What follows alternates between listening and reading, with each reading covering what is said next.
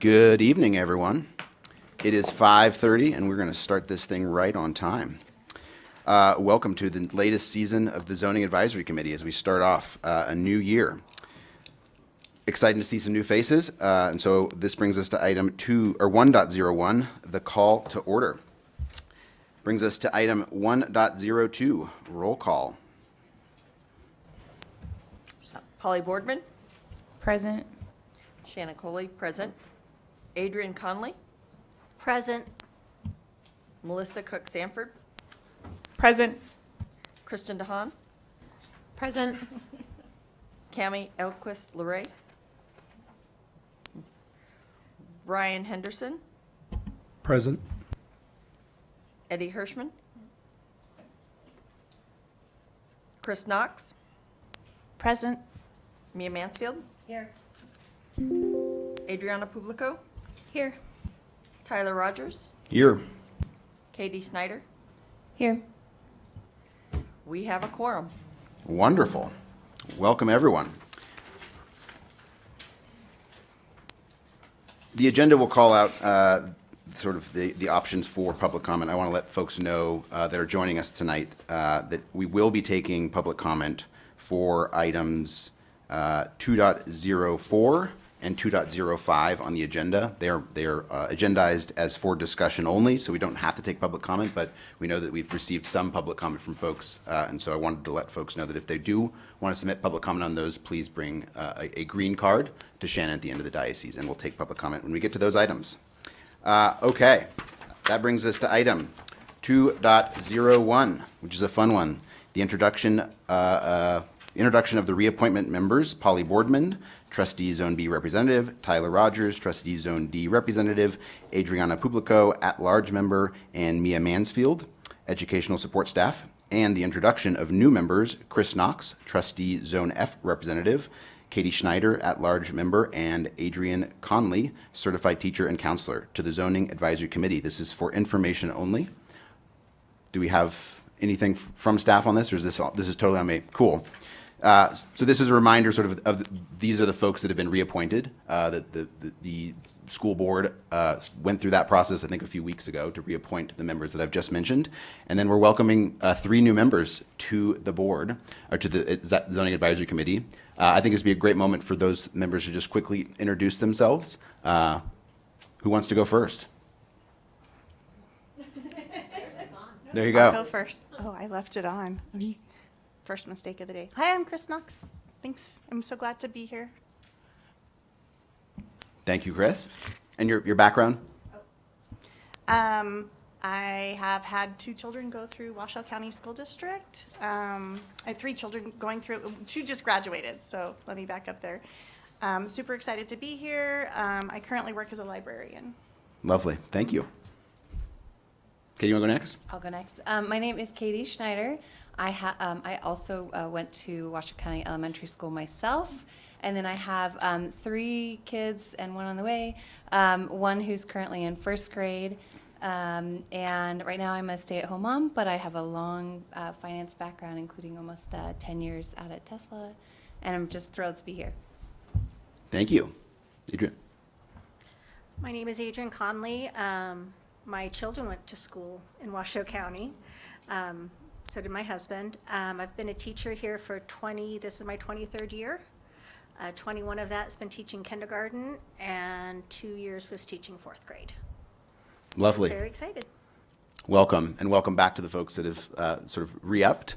This only works if we volunteer our time, and all of us are obviously volunteers, and so on behalf of Zach, I think I'm immensely grateful for folks that have stuck around and that knowledge, but also the new faces, because it only works if we all sort of participate, so thank you.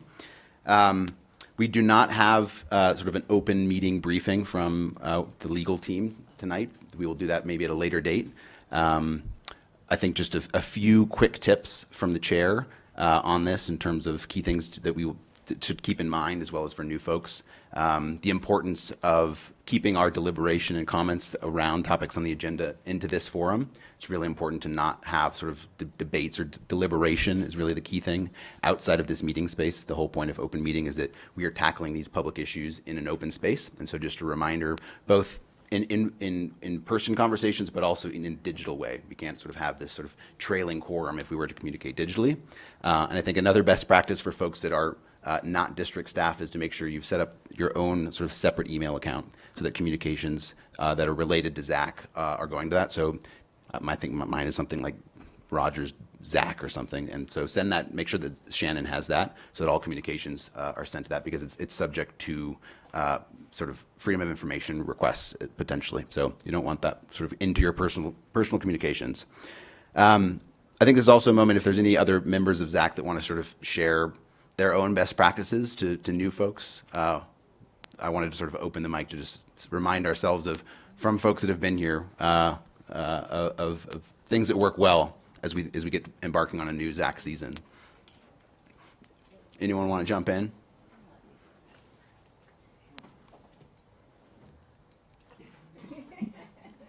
Adriana Publico for the record. So I think what was surprising to me about the legal talk that we get every year is that we can have a walking quorum in text or on social media without meaning to if we post or somebody else posts and then enough of us comment. So we've got to just be careful and mindful about other venues where 2 or more of us could get together and violate the law. Great one.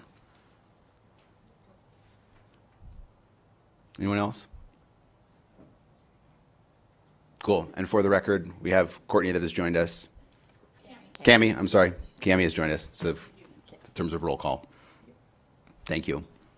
All right. Welcome. That brings us to the next agenda on the item. Item 2.02, which is approval of the minutes of the April 17th, 2025 meeting of the Zoning Advisory Committee. And this is an item for action. Does anyone have any questions or concerns from the meeting minutes that were shared? It was a long one. It was our longest one last year for sure. A really important one. So I think you guys captured that very well, all of the public comment that came through. Any questions or concerns on that? If not, can I get a motion? I move that the Zoning Advisory Committee approves the minutes of April 17th, 2025. Thank you. Polly Boardman, second.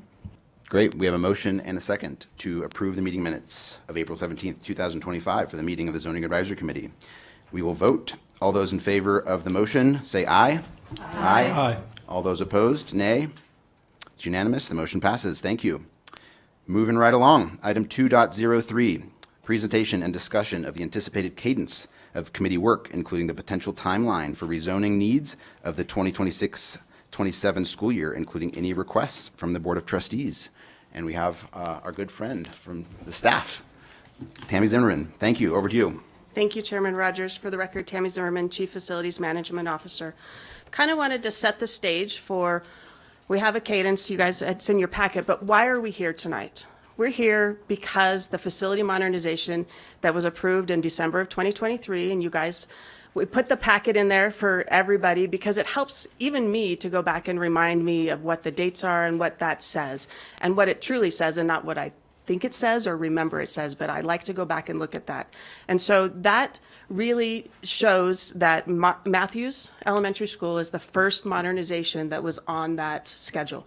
And we're here to talk about that tonight. And with that modernization, it creates the opportunity, which it shows Kate Smith in there, to be closed. And so Kate Smith will be repurposed for something, but those students, we're asking you guys tonight to find within the zoning where those students should go. And that's really, I want to be kind of clear. So I know last time when we did Vaughn and Pine, it was not as clear, but we're going to be pretty clear this going around that is the charge of the Zoning Advisory Committee to provide those recommendations to the board for that specifically.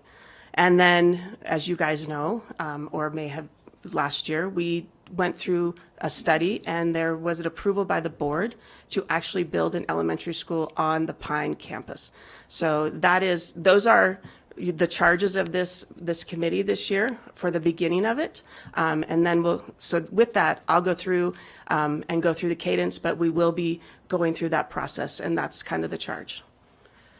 So we're here in August, and we're going to open up all those discussions, and start putting those options out there that are in your packet. So we're going to be talking tonight about Matthews Elementary zoning and the new elementary on the Pine campus.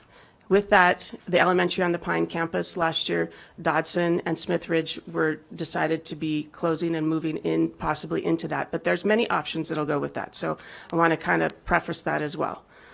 September, you'll get to come back and see Matthews and the elementary on Pine. Hopefully tonight, what we're looking for are some ideas and some options to move forward with and provide you additional options and that. So really want to dive into that tonight. October, we're looking for a final recommendation from zoning to the board for Matthews, because we'd like to move through that and get that off the plate.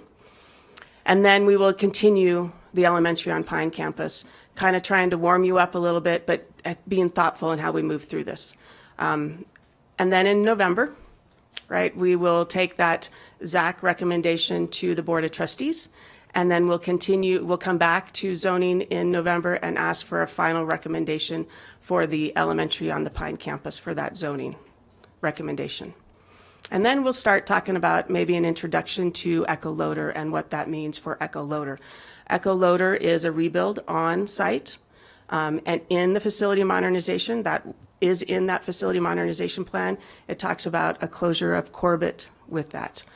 So be mindful of that in the future, because it is specific in the facility modernization plan. Then in December, we'll let you guys have some Christmas and some time off. And then we'll move to January. And we'll continue the ZAC Elementary, on the Pine campus to the board. We'll take that recommendation to the board in January. And then we'll talk about Loader in a little bit more depth, because you guys were introduced in November for that. And February, we'd like a final recommendation for Loader so that we can get that to the board. And this is really, we're setting this calendar up because of school of choice window. The school of choice window in March, we would like to get all of those to it, because then it allows our families to have those options and opportunities to school of choice for that following year, knowing that not in 26, 27, but 27, 28, they would be going to those schools. But it allows them maybe a year earlier to make that decision and be informed. So with that, if you guys had any questions, and I know I did put on here that the meeting locations would TBD, Chair Rogers and Vice Chair Coley will talk about getting out in the community and where you would like to see those next. Thank you for that overview, and I think that is important to Zach, is to always get out into the community. So thank you to the staff for always obliging that desire, and we will chat for sure where that will happen. Any questions from the committee on the year ahead? Okay, very good. Thank you. That brings us to item 2.04, excuse me. Presentation and discussion regarding proposed enrollment zone adjustments for the 2027-28 school year, potentially impacting the following schools: Bernice Matthews Elementary School, Kate Smith Elementary School, Rita Cannon Elementary School, Agnes Risley Elementary School, hopefully I said that right, Lewis Allen Elementary School, Fred W. Trainer Middle School, Sparks Middle School, Proctor R. Hug High School, and Sparks High School. This is for presentation and discussion only. And we have our truth sayer, Brett, Mr. Data. Appreciate that. Thank you. Thank you, Brett Rodella, for the record, long-range school planner with the district. Appreciate everyone's time tonight and throughout the course of this school year. Just jumping right in, for this presentation, we're taking a look at introducing the Matthews Elementary School repurpose a little bit with some housekeeping items, talk about the options that we have on the table tonight, and then we'll move into questions and discussion. So getting oriented, we're talking about a expansion going on at Bernice Matthews Elementary that's a part of our facilities modernization plan.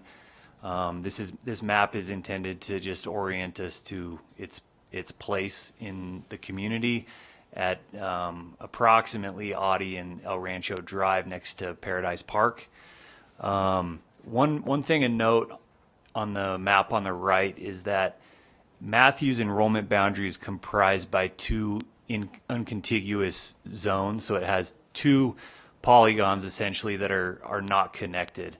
and you can kind of poorly see the polygon surrounding the school towards the bottom of that right map. And then that north boundary sits mostly above North McCarran, with that little tail that dips south of McCarran adjacent to Cannon Elementary School. That north, I don't know the history of that north boundary, how it became separated like that, but it goes against one of the guiding principles about island feeder zones. So getting this north boundary up into the Allen enrollment boundary, which is directly north of there, is kind of the main goals of this semester. Brett, sorry to interrupt you. While we're looking at that, can you just remind us sort of the colored lines? Yeah. What you wouldn't. Yes. Please. Sorry, there isn't a key on here, but the white lines indicate elementary school boundaries. The purple lines are middle school boundaries, and then the black lines underneath those are high school boundaries. There's several maps throughout this presentation, so you'll see these forms several times. As far as Admin Reg 7107 and the alignment of school zones, the point about legacy grades, those being 5th, 8th, and 12th grades, the final grades at the school level, depending on the decision that gets made pertaining to these rezones, any students impacted at those grade levels will receive legacy considerations in the 27-28 school year when these alignments go into place, just stating that they have the option to remain at their previous school. So, and then a review of our guidance from that same reg, the goal to keep subdivisions and small neighborhood units in the same attendance zone to the extent possible. We want to assign students to the closest school to the extent possible, create compact attendance zones with few or no island areas, include target enrollments that allow for growth and changing demographics. We want to comply with feeder patterns. What that means is seamlessness between the preceding grade levels as best as we can. And then we want to avoid placing transportation burdens on identifiable diversity subgroups. So jumping into the options, we're taking a look tonight at 3 different options. They all deal with the same geographies, or those colored polygons that you see before you. The difference of the options is that we're looking at different configurations of different grade levels. So in option 1, we're going to be looking to move middle school boundaries with these elementary school changes. In option 2, we're looking at what it looks like to not move middle school or high school. In option 1B, or the third, we're going to move middle school and high school boundaries to reflect the changes with elementary school. Say a little more, that option 1A, where we don't move any secondary schools, we would be looking at having split feeding elementary schools, which is something that principally we're trying to kind of avoid or not practice. We're leading with this option 1 to move the middle school boundary because it's seen as kind of a happy medium of impact, because we would prevent that split feeding at the elementary school level. However, we would split feed from middle school to high school, as is kind of a tendency throughout the district. And then that final option, impacts all grade levels, all school levels, but we achieve a non-split feeding situation. So just setting the context for that. Again, we're looking at the same geographies for all of these, just different configurations of grade levels. This is a breakdown of how many students are currently residing in these proposed change zones.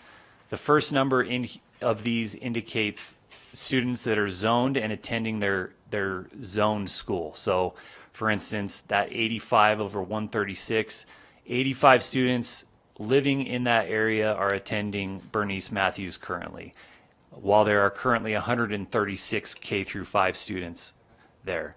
The next number underneath that in orange indicates that same configuration or pattern for middle school students.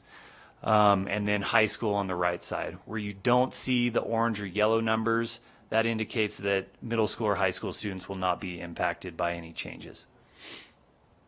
So this is established for your reference as we move forward. I don't have many or any take homes on this, but bring it into your analysis and your considerations. A little more background info as we move forward into the future. Sparks Middle School is set to be reconstructed on its campus, set to open in the fall of 2029. The expectation with that school is that it's going to end up taking on the majority, if not all, of Trainer Middle School's enrollment geography. One more point to make is that Trainer Middle School has been decided as of the school district's PK8 study, which was sort of an addendum to the facilities modernization plan, that Trainer would transform from a middle school to a PK5 elementary school, I think in the time frame of probably 2031. Don't quote me on that, but that makes sense relative to the opening of that Sparks Middle School.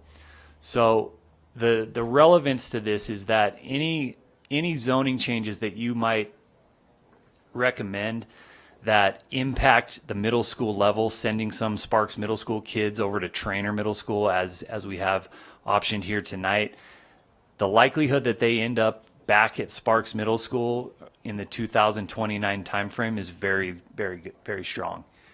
And then one more kind of thing to note and keep into consideration moving forward is that while Trainer Middle School makes its transformation into an elementary school, we're going to be looking at Cannon Elementary and probably some other adjacent elementary schools in the area to be rezoned into Matthews. As you'll see that our numbers for Matthews right now leave room for more students, and just kind of putting the note in your minds that Cannon, especially the eastern half and some other adjacent elementaries will be looked at that time.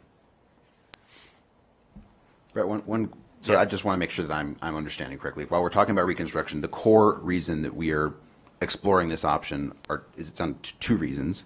It is the expansion of Matthews, correct? And the closing of Kate Smith. That's correct. That's the primary driver. Okay. Correct. And then what you've just shared is into the future for Absolutely. consideration. Yep. Okay. Yep. And the expansion of Matthews and the closing of Kate Smith are already decisions made by the school board. It's not up to Zach to That's correct. change those. We have Well, as far as Kate Smith, like the official execution of that is pending. It's Okay. coming up, but it's expected. to. Okay. Thank you. A little discussion on transportation dynamics. It is expected that any of these changes that go into effect would end up being resource neutral. Generally, we expect just transfers of service from one school to the next, with exception to a Kate Smith to Matthews change, which we would add 2 buses to get Kate Smith across El Rancho to Matthews. This again, there's a bit more detail that you can go into, and it's for your reference, similar to the student counts as we move forward. Generally, if kids are outside of a walk zone, they're going to be provided transportation.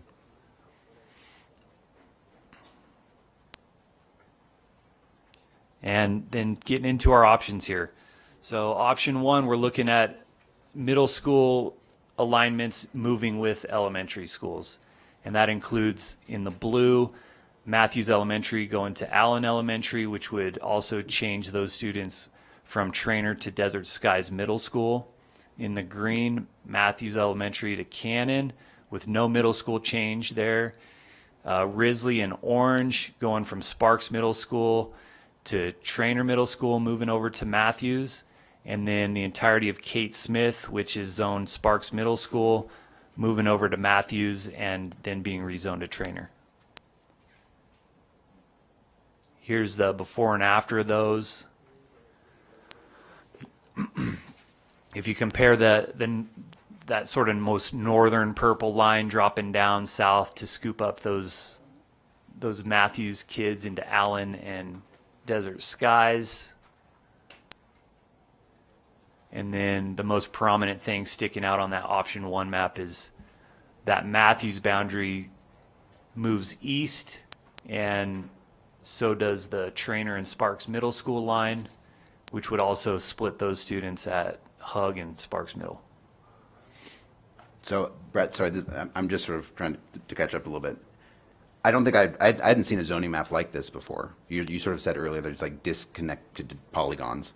Yeah. And so like that, Yeah. all the area around Hug is actually going into Matthews. That's correct. It currently it goes into Matthews, but you see the little tail there that's south of that? Yeah, it's So green, that's- green in some other maps. Yeah, that's correct. That's south of McCarran, and the proposal is that moves to Cannon. Interesting. Okay. Yeah. Yeah. This is new. Yeah. Seeing like Yeah. islands. Okay. Yeah, there's a few of them throughout the district, and wherever we can, kind of absorb them into a more geographically coherent arrangement, the better.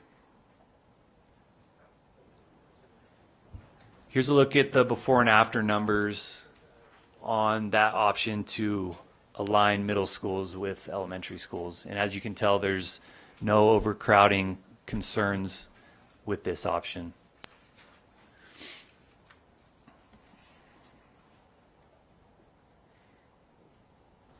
This is maybe a dumb question since I'm new. What drove the decision to move that blue box up to Allen versus any of the other elementary schools? Because it does push it up to 88% versus some lower capacity numbers of other elementaries. Yeah, mainly it's contiguity with Allen's enrollment boundary, and that neighborhood's juxtaposition to Sun Valley.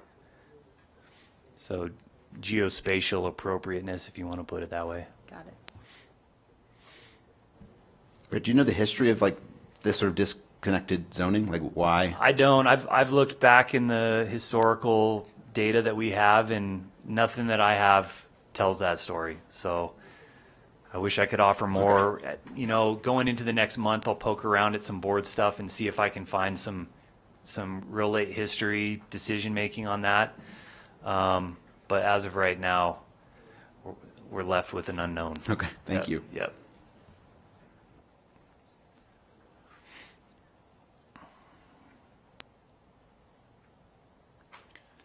Moving on to option 1A, and this proposes no changes at the secondary level, middle school or high school, but those same changes, that North Matthews going to Allen, that South North Matthews going to Cannon, that section of Risley going to Matthews, and then all of Kate Smith moving to Matthews. Here's a look at the maps on that.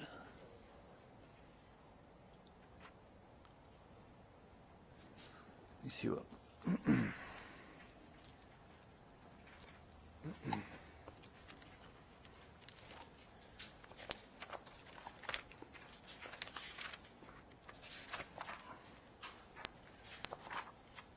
I just want to confirm my notes that this option creates split feeding elementary schools, which is kind of something that, again, we want to see kids matriculate to the next level with each other for the sake of community and the consistency of their environments. Adriana Publico for the record. Brett, is that split feeding temporary if the Trainer and Sparks Middle School communities come back together? Yeah, it would be temporary up until kind of the reopening of Sparks. Just as we talked a little bit about the likelihood that these changes would end up going to Sparks Middle is consistent here too. So Thank you. it's a good question.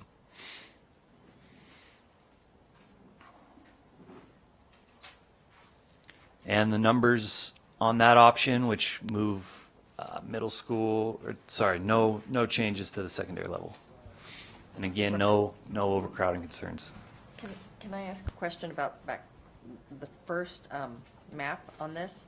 You have a tiny little square of Risley, a part of Risley going to Matthews. Why? Why Mainly can't- because of the contiguity with Matthews' enrollment boundary and Kate Smith's. what is the white right above Audie? It's That's Audie, yeah. Okay, so Yep. you want to keep south of, is it south? Yep. Yeah, south of Audie. Okay. So that neighborhood, just putting it into perspective with Kate Smith, just seems appropriate and natural to move into Matthews. Brett, while we're sort of getting our muscle memory back, do you mind kind of orienting us again to these brush fire charts, Yeah, thanks. please? Yeah. So the two charts, the one on the left depicts current enrollments and then the projections into the 2026-27 school year, 2027-28. And then as of the 27-28 school year, when this goes into play, the 5-year outlook and 10-year outlook, the averaged capacities and enrollments starting at 27-28. And then the left chart tells us what things look like right now, and the right chart tells us those same things should these impacts go into effect. And sort of the magic behind the forecast, if you don't mind. Yeah, so, I mean, what we're doing is we're taking a sampling of students. We can go back to this year. What we'll do is we'll take that 85 K through 5 students, and we'll calculate the percentage of impact that selection of students has on the total enrollment at Matthews or Allen, the schools that it's proposed to impact, and we'll apply that percentage plus or minus to the forward projections. Brett, Polly Boardman. So I see on the chart the 667 for Matthews is a current number, right? And the 747 is the future number for the rebuild.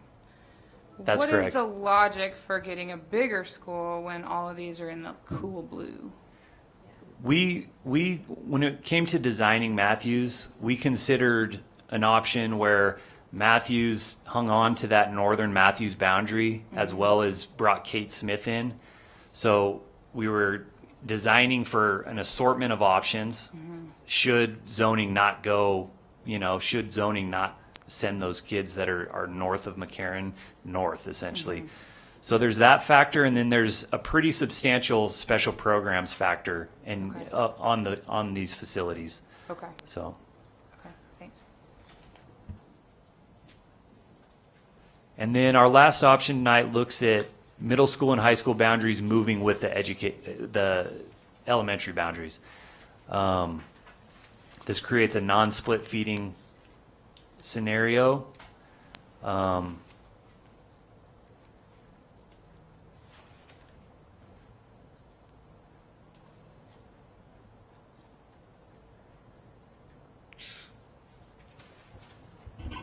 Kristen DeHaan for the record.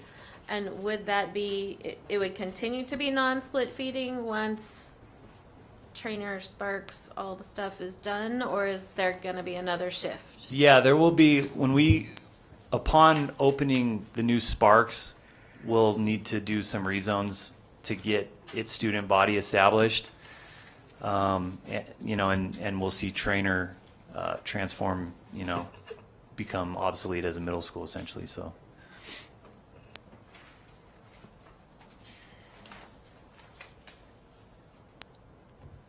Here's a look at the maps. And again, just alignments with all levels.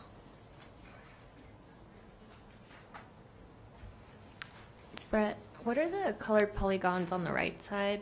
Just like up by TMCC? That's our development data. And frankly, it was not intended to be put into these maps, but they made it in there. Since it's there, are we expecting further the residential growth around Allen that we should be thinking about? Yeah, and that residential growth is calculated in our projections, so it's in there and accounted for. Okay, thank you. Yep.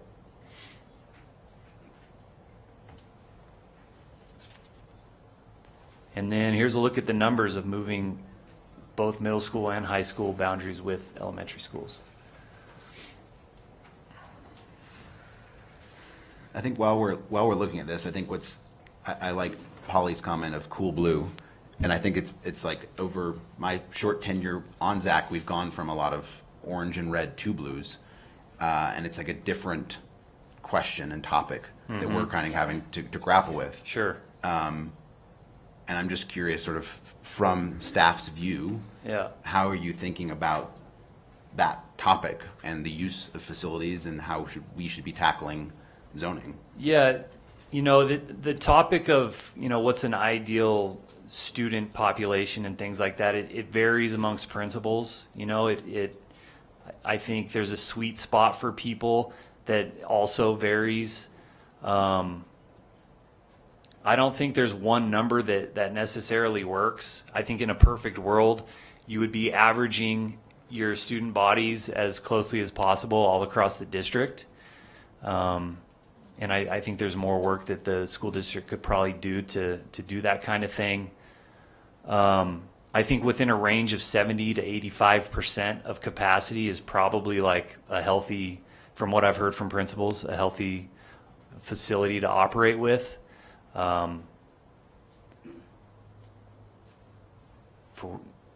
Hopefully that helps answer it. It does. I guess it brings to one just quick follow-up, which is I just forget from the FMP history of like how this enrollment trend that we're seeing and fewer people having kids is like that. Can you confirm like that factored into FMP plans for these facilities? Yeah, and the student enrollment projections definitely informed the pattern of how the FMP, revealed itself, and it's something that we're looking at every single day, asking ourselves, are we making the right decisions with renovations and rebuilds and things like that? So I think when it comes to that, to some degree, the FMP is proving itself as somewhat of an adaptable document that we can adapt to the current and foreseen conditions of enrollments. So we're definitely doing our best as far as that goes, and it's like it's something I'm taking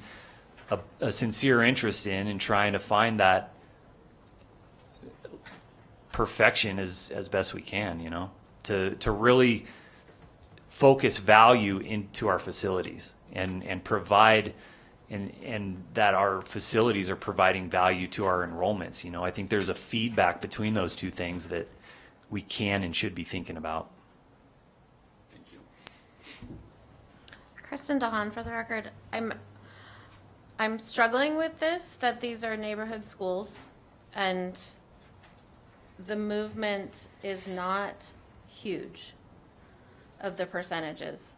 So we are uprooting neighborhood schools, which have incredible community value, but not lifting the percentage that much. Yeah, I think that's helpful, and I think what's useful now and what's an intent is if we have questions or need more information from staff or direction specifically, that they can go back with future options. So I think if there's other questions that the committee has of Brett now, please let's surface them, and then otherwise we'll take a little bit of public comment if there's anything, and then we can have a little bit of further discussion before we move on to the next agenda item. Yes, please. Melissa Cook for the record. So going back to the map with one of the very first ones, Yep. I would be curious to know, where are the other students that are not attending their zone school going, because school of choice is very much a factor. Mm-hmm. And being at a school that gets a lot of kids from some of these other zones, I anticipate we're going to be looking at like this domino effect of we're going to be doing additional rezoning when these things are completed. And I just wonder where do these families want their kids to go? Because The ones that have the means to do so are already doing so. And then what does that mean then for when we do change these? Thanks. What I'll say is that said, I'll adapt or iterate this next month to kind of give a table of maybe like the top 2 or 3 schools that these kids are attending. Katie Schneider for the record.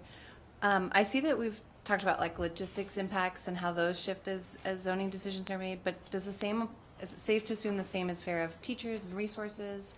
Or do any of these trigger like, an average class size then goes much higher or much lower than we expect, even though the capacity numbers might look just fine? Can you specify your question a little more? Well, let's say we decide like, sure, pick an option and we decide that's the right option, but don't realize that, by moving, say, Allen to 88%, we don't quite need an extra teacher. We'll just make the class size bigger. Yeah. Any sort of nuances like that. Sure. One thing is that we're at least at the K through, I think, 2nd or 3rd level, we're mandated by law to keep class sizes a certain size. And then past that, it becomes a discretion of the school district, which we adhere to as best as we possibly can. I will say that as it pertains to this subject, I think overall, something I'm working on kind of like personally to get this through the district if possible is trying to get a sort of baseline enrollment at our schools so that they have a healthy student body but also teacher support thing. So I don't know if I can answer your question directly, but I can say generally it's something that we're looking at and working towards. Got it. Mm-hmm. Hi, Shannon Coley for the record. Going back to option 1, and I don't know if it's in all the options. So back to the blue blob around Hug. Yeah. That doesn't go to Cannon. That jumps and goes to Matthews. Correct. And the green blob next to Cannon goes to Matthews. It does. Yeah. Okay. And we're proposing to get it into Cannon. Mm-hmm. Okay. And that's option 1. Okay. Thank you. Mm-hmm. Brett, is it anything in the blue polygon that's currently going to Matthews within the walk zone of Cannon or Risley? Probably not, because I'm getting a head nod from behind you. It's not. Crossing McCarran is would be a big no-no for the elementary school kids. That's a good reminder. Okay. Any other questions from the committee of Brett or guidance? Melissa Cook for the record. Do we know, because you did mention it and I saw Tammy shaking her head and I also know, but for the rest of the committee, the amount of special programs that are going to be required or that are going to be staying at all of these elementaries as well as the middle schools to support the needs of those student populations, I think would be a good thing for us to maybe know to consider allowing that wiggle room in the enrollment. And can you maybe for the new committee members explain why that number is not on that? We know, some of us know, but I don't know that everybody knows that. Yeah, I guess traditionally it hasn't been something that we've published at these meetings, but we can quantify that and talk to that for sure next time. Am I correct in that the numbers that we're seeing do not include the special programs, right? No, they include all. It does include the them? whole student body, yeah. Okay. Yep. Any other questions? Otherwise, I'm going to open it for public comment. Yeah. I have a question. The F&P, we don't have that attached of just a year, an idea about all of these schools, about updating or considering anything. Do we have that? Because there's so many elementary schools, and I really thought we were going to combine a lot and and maybe close a lot, or is that not what we're talking about right now? We don't need to talk about it. No, it's a fair question. You want to?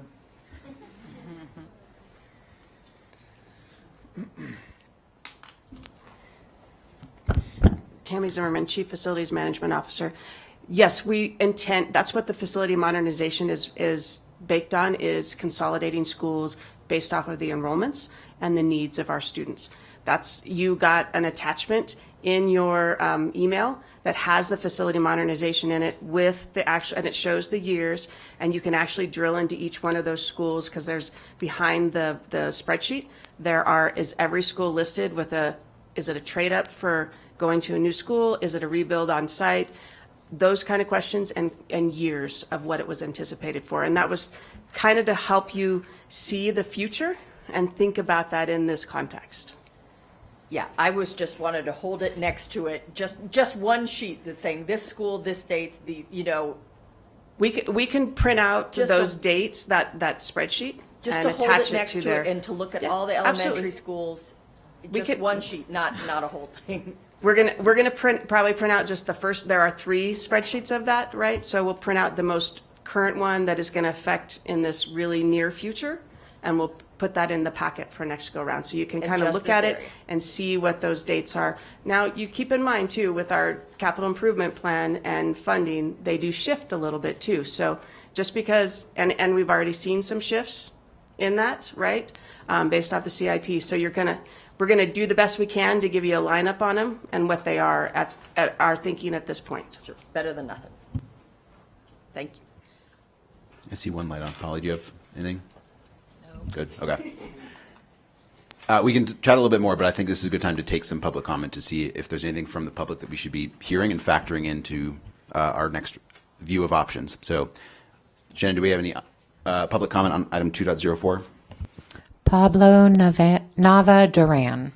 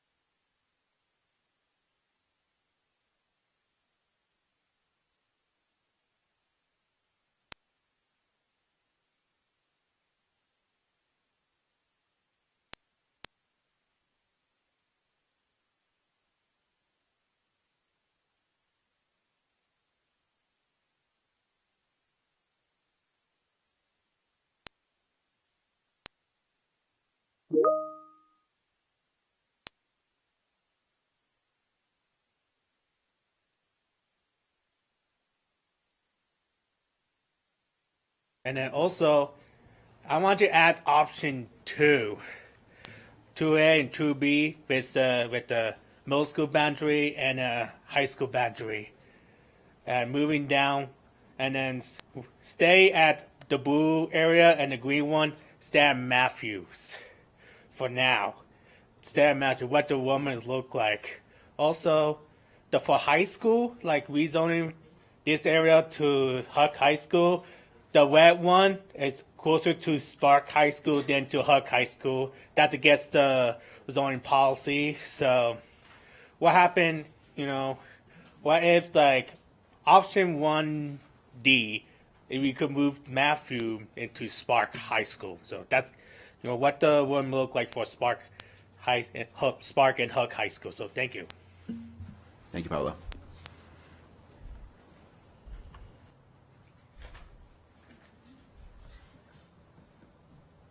Do we have any other public comment on this item? No other public comment. Thank you. I will note for the record, too, that there were some digital communications sent for the public record that the Zoning Advisory Committee did receive. And for anyone that are joining us tonight, again, I would encourage you to join our next meeting where we're all going to digest this. And so that's another great forum to give feedback to Zach. Any other questions or discussions on this one at this point? I think we're going to digest this a bit. Okay, very good. That brings us to our next agenda item, Agenda 2.05. Presentation and discussion regarding proposed enrollment zone adjustments for the 2028-29 school year, potentially impacting the following schools: Roger Corbett Elementary School, Smithridge Elementary School, Edwin Dodson Elementary School, Hidden Valley Elementary School, and Donner Springs Elementary School. Welcome back, Brett. Thank you very much. Brett Rodella for the record, Long Range School Planner. So we're taking a look at concepts regarding enrollment boundaries for the new elementary school on the current Pine Middle School campus. Just a little refresher, as Tammy mentioned earlier, that the FMP, as of January of this year, the board unanimously voted to temporarily close the Pine Middle School campus preceding this current school year to transform it into a pre-K through 5th grade facility with an anticipated opening of fall 2028. That new elementary school is intended to consolidate Smithridge and Dodson elementary schools. And as a result of this, we're also seeing some adjacent enrollment boundary optimizations that appear appropriate. So we have three concepts. We're not going to look at numbers tonight. We'll get to that next month. But to start us off with our most basic, you can see Smithridge Elementary School in purple and Dodson in blue, those two coming together in their entirety at the new elementary school at Pine Campus. And then that little spot in red is the Southern Corbett enrollment boundary. Tammy mentioned that Corbett is expected to close upon the reconstruction of Loader Elementary School. This little polygon is south of the airport, as you can see, and east of 395. It's not contiguous with the Corbett neighborhood as the rest of its enrollment boundary or anywhere to the west of there. When you look at a map, this area just seems very appropriately fit for Smithridge and the elementary school at Pine. So that's kind of an obvious one that we feel strongly should get placed there. The next concept includes everything that concept 1 does, and it also is looking at a portion of Donner Springs Elementary School that is comprised by Longley Lane, Virginia Street, and North McCarran. I'm calling that the Donner Springs Triangle that you see in green. So we're going to conceptualize putting that into the new elementary school at Pine Campus. Those neighborhoods seem most appropriate and adjacent for this, but let's look at the numbers next month and consider the geography and talk about it. And then the third concept we're looking at is pretty similar to that second concept, with exception to this splits the Dodson enrollment boundary, sending what's north of Miraloma Drive to Hidden Valley Elementary and south of Miraloma Drive into that new elementary school at Pine Campus, with that Donner Springs triangle and the little Corbett piece. So really that concludes this presentation and really my discussion on this. We're just kind of warming things up, getting you oriented to this, so you can expect what to see in more detail next month. Adriana Publico for the record. I was a little bit confused about what you said about this red area. Is it not contiguous with the Corbett zone, or is it just cut off geographically by roadways and the airport and stuff? It's cut off geographically by the highway and the airport. Yeah, I mean, it just sits, and its adjacency to the Smith Ridge just, it feels, and you look at a map and you interpret it as this seems more appropriate to that area. So, Thanks for the clarification.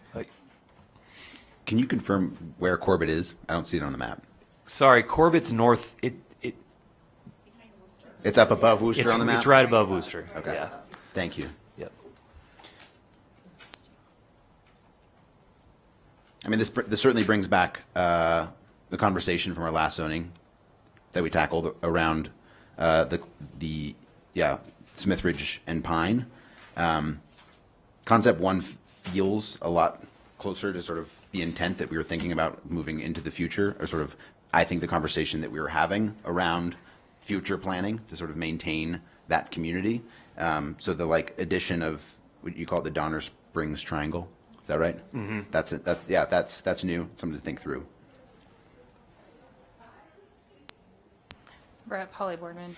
We don't have this in the options on here, and obviously we don't have numbers. So that section that you have for orange on concept 3, that neighborhood seems really close to Donner Springs instead of the other side. So I don't know if that's an option or if it's just too big. But I see if green is moving to purple, would orange fit into Donner Springs? I don't know if that's an option when you look at options. Yeah, based on the direction of the board and I guess the concept and the design of the elementary school at Pine Campus, there's a strong assumption that we get a good portion, if not all, of Dotson into that school.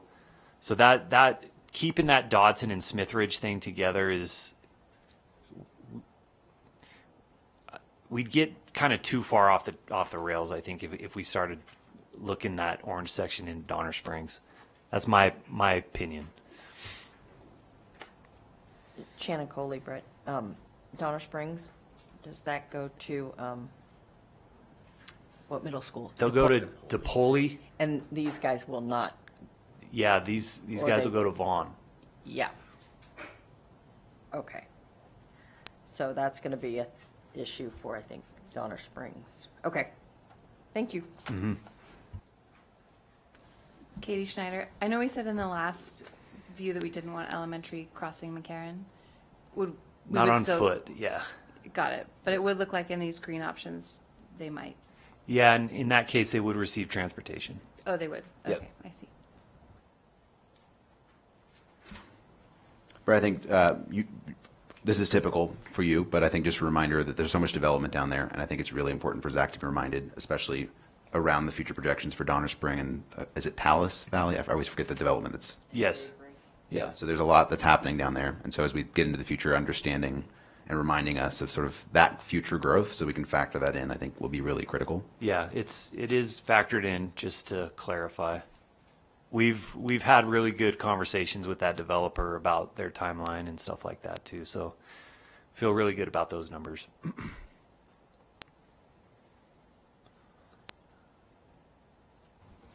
Any other questions or discussion from the committee on this one? Yes, please. Mansfield, for the record. Has Daybreak offered us any parcels as part of their development? Yeah, we're in agreement with them for the acquisition of an elementary school property should it be needed. Would that be Donner Springs? What do you mean? No. Like, would we ever, going forward, close Donner Springs to put a new elementary school on the parcel that they're offering us? No, that's not in the purview as far as I can tell yet.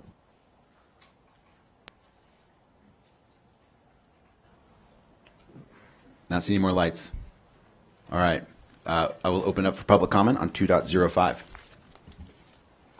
Pablo Nava Duran. Hello guys, my name is Paul Natuan. I'm a New World resident. Also live in soon to be a neighborhood advisory board member of Ward 3. There you go. So I want to talk about the new elementary school at Pine Campus. So 100% of Purple One will go to the new elementary school at Pine Campus, 100%. So the red one, so I forgot to send you an email, but I did send an email, and I was sent it, but no. But I will send an email tonight, so to see. So I got 3 points. So I got 3 problems, 3 points. So the red one, I'm going to talk the red one. So the first one is the southern Corbett portion. So that red one, our current zone for Corbett, Vaughn, and Wooster High School. And then rezoning them to the new elementary school at Pine Campus because it makes sense. Because they have to cross the freeway to go to Corbett, Vaughn, and Wooster High School, and they're sandwiched between freeway and the airport. It makes it geographical and logical makes sense. So to go to new elementary school Pine Campus, middle school level, no need to change that. Just make sure already go to Vaughn, so no need to change that. For high school, give them option either we manage Wooster or we zone to the Mighty Ranch High School.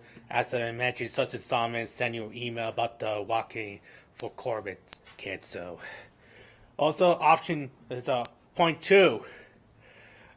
Green area. I am 100% support of moving those neighborhoods, River Mall area, into a new elementary school Pine Campus from Donner Spring because they take a long commute. They took the bus to Donner Spring Elementary School. We realize Smith Ray is a lot closer than to Donner Spring, and we should provide a transfer of transportation at no cost to new elementary school Pine. So for middle school, there's zone for DePaul and Mighty Ranch High School. No need to change for DePaul and Mighty Ranch High School. But for high school, we go to the Smith Ray go to the Mighty Ranch High School. And point 3, give the Dawson community some options. So I like the orange one, go to the new elementary school, Pine Campus, instead of Donner Spring Elementary School, because if you go to Donner Spring, overcrowded, split feeder, no way. Send them to new elementary school, Pine Campus, the orange one, instead of going to Donner Spring. But I like to add options for give an option for Dawson community go to Hidden Valley Elementary School. So I like option 2 and 3. We'll support that. So thank you. Thanks, Pablo.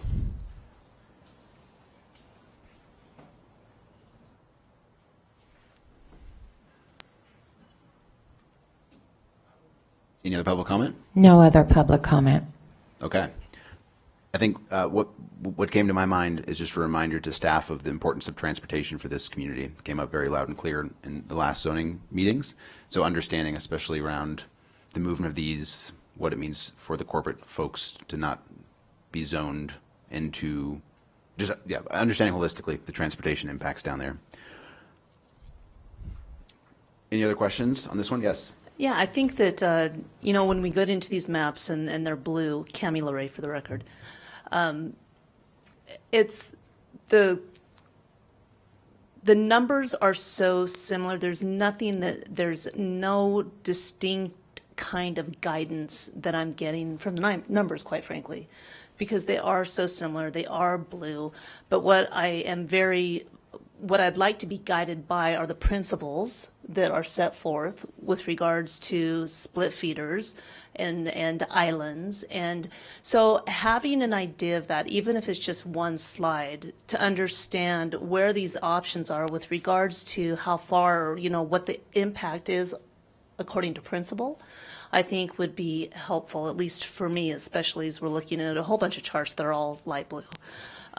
Additionally, I think that there's some qualitative information, transportation being one of those things, but also thinking about, and this might go out of the purview of the committee, I'm not sure, but the attendance numbers, the truancy numbers, and it's getting to Kristen DeHaan's comment with regards to the role of these schools in forming communities and what that means from parents getting their kids to school.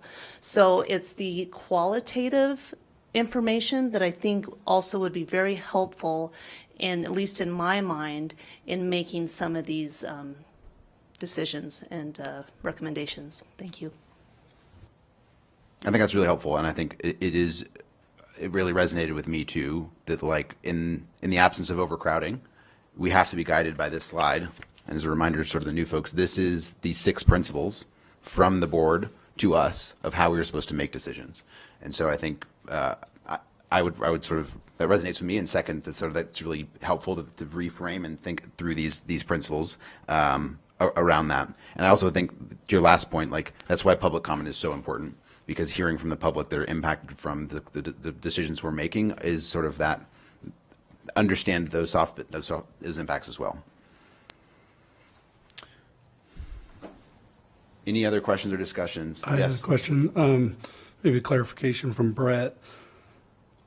On concept 2, I know we don't have numbers. You're going to be bringing in those numbers next meeting. Are you anticipating by doing the green triangle down there that would cause overcrowding? Or are we still kind of in the blue on the concept 2? Yeah.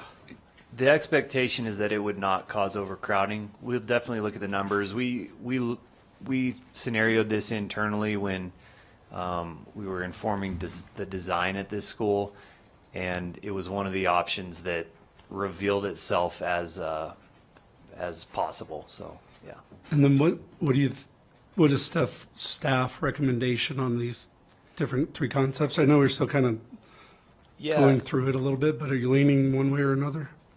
I don't think we're there yet, honestly. Okay. I mean, yeah. At whatever point we get to a solid recommendation, we'll definitely communicate that. Thank you. You're welcome. Anything else of staff or discussion on this one? Okay. Thank you, Brett. That brings us to closing items. Item thought 3.01, general public comment. Pablo Nava Duran.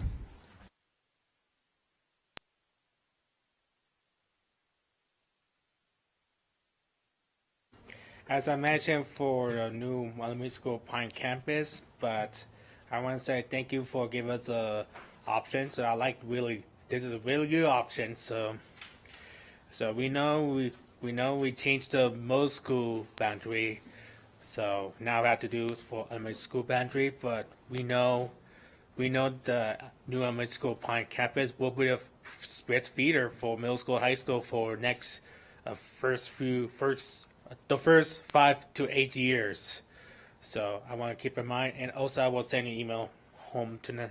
I'm gonna go home tonight, send you an email. This is my thought before the meeting. I will send you an email for next week for after the meeting. So thank you. Thank you.